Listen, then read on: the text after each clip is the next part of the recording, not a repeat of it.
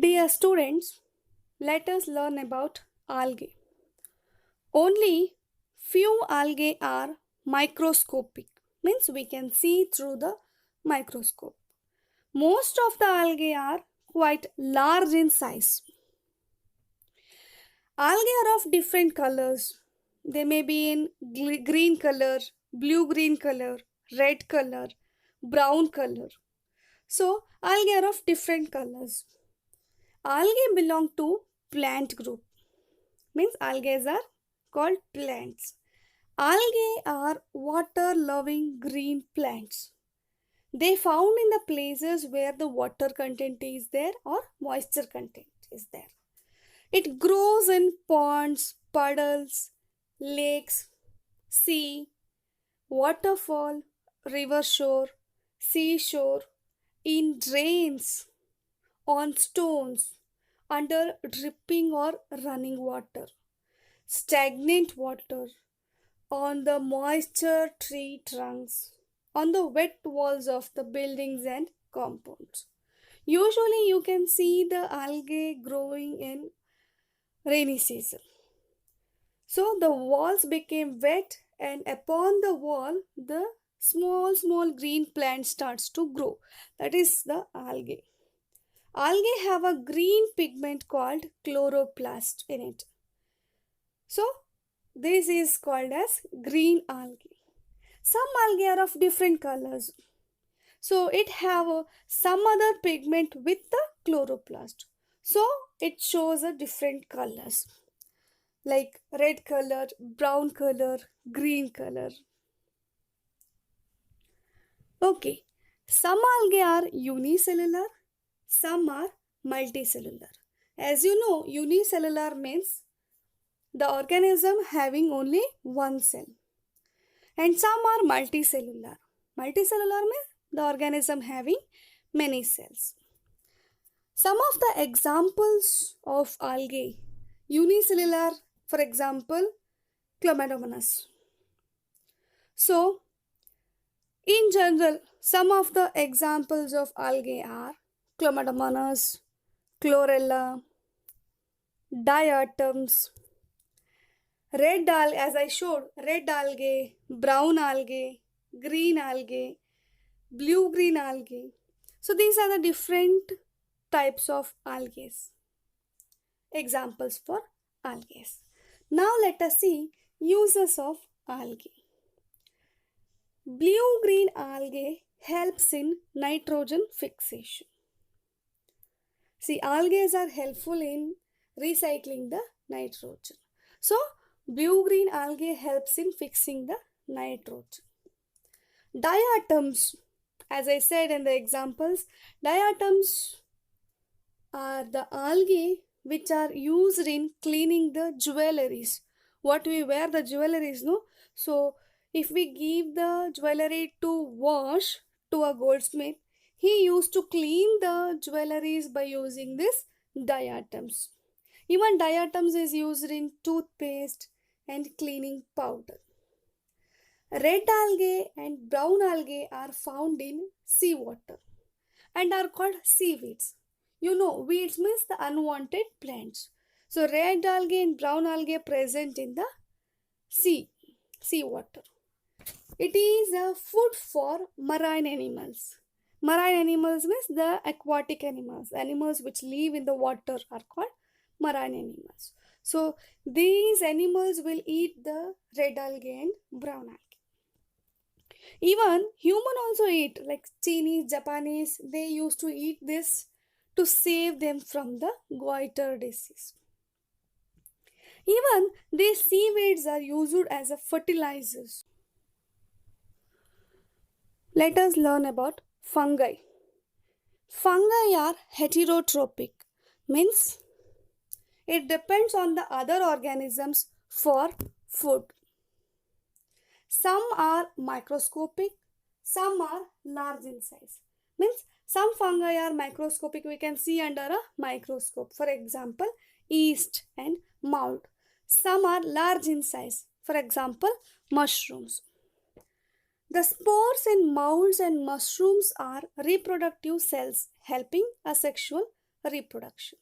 Some of the cells are called spores, which are present in molds and mushroom. So they help in reproducing.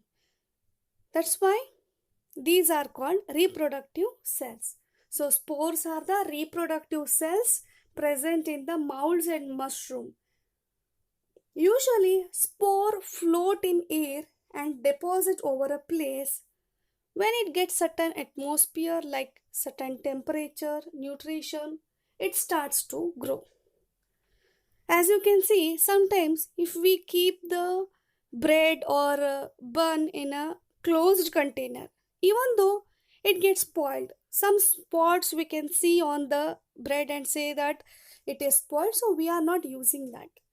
How come even we close the box, even though how come the microorganism entered?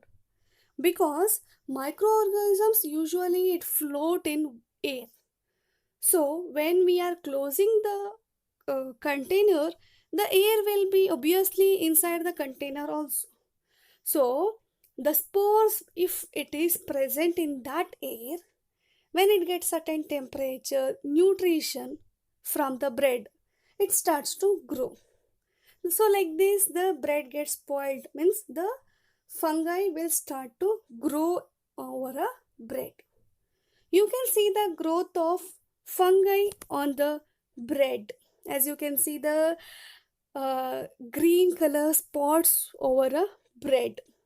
And chapati. On chapati, if you keep the chapati for 3-4 days, you can see this type of spores over a chapati. Then on fruits like oranges, vegetables also will be having the spores on it. So it is the growth of fungi over a fruits, vegetables. Even on leather also you can see some of the spores used to grow, means some of the fungi used to grow. Rhizopus and mucor are common growing on stale bread. You can see brown black spores on food.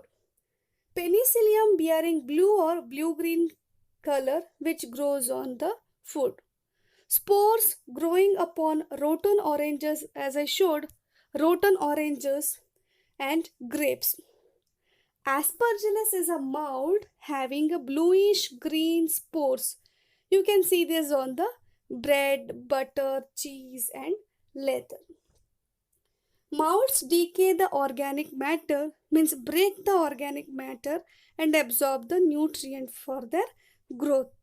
So the intention of the fungi, it has to grow and reproduce.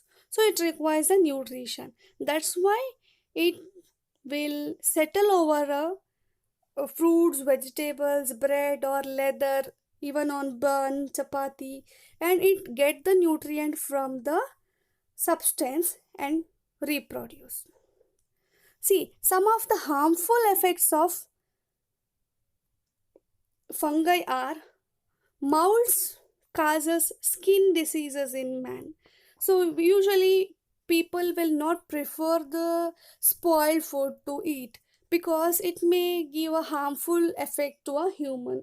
So we may get somewhat food infection, in the sense stomach upset like this.